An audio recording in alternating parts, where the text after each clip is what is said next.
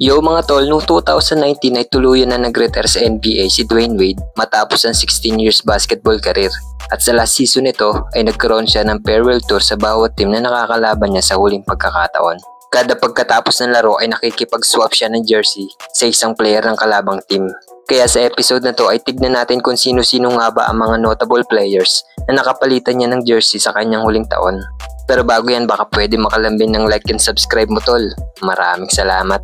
Una ay si Jimmy Butler, Karl Anthony Towns, DeMar DeRozan, Isaiah Thomas, CJ McCollum, Anthony Davis, Paul George OKC era, Damian Lillard, Andre Drummond, Mike Conley ng Memphis, Devin Booker,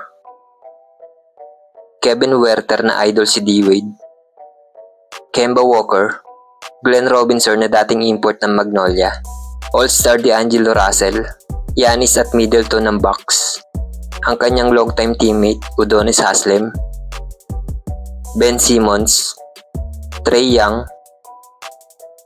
Donovan Mitchell, Kyle Lowry ng Toronto, Dirk Nowitzki, Bradley Beal, Vince Carter, Chris Paul, Chris Bosh,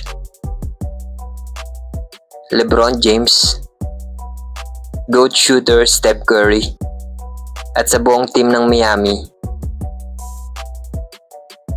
At lastly, sa kanyang anak. Yan nga po ang mga notable players na naka-jersey swap ni D-Wade sa kanyang huling season. Maraming salamat sa panonood.